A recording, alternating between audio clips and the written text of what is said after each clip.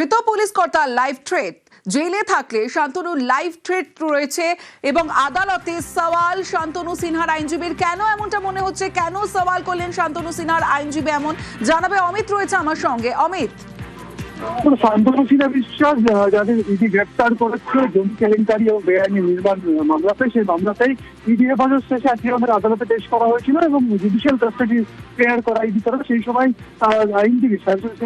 আইনজীবী আদালতে আবেদন করেন যে জেলে পাঠানো হলে তার যদি লাইফ থ্রেট রয়েছে, সেক্ষেত্রে জেলে তাকে যদি পাঠানো হয় তাহলে তাকে প্রিজনার গ্রেড 1 হিসেবে তাকে যাতে রাখা হয়, এমনটা কিন্তু আবেদন করা হয়। কারণ দীর্ঘ 35 বছর তিনি কলকাতায় পুলিশ কর্মরত ছিলেন, প্রাক্তন পুলিশ কর্তা, এবং একাধিক অপরাধী তার হাত ধরে ধরা পড়েছে বা গ্রেপ্তার হয়েছে এবং কনভিক্টেড তারা হয়ে তারা এই মুহূর্তে জেলে রয়েছে। এবং জেলে গেলে এই প্রাক্তন পুলিশ অফিসারকে তারা পেলে তারা মারধর করতে পারে, তারা আশঙ্কা করছেন।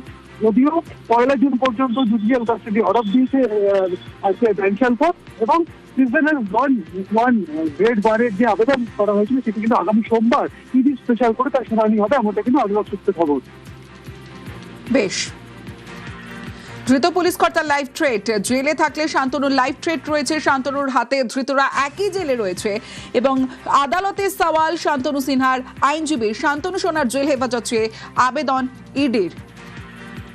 আদালতে সওয়াল শান্তনু সিনহার আইনজীবী। জমি মামলায় ইডি জালে শান্তনু সিনহা বিশ্বাস, ধৃত পুলিশ কর্তার লাইভ থ্রেট, জেলে থাকলে শান্তনুর লাইভ থ্রেট রয়েছে।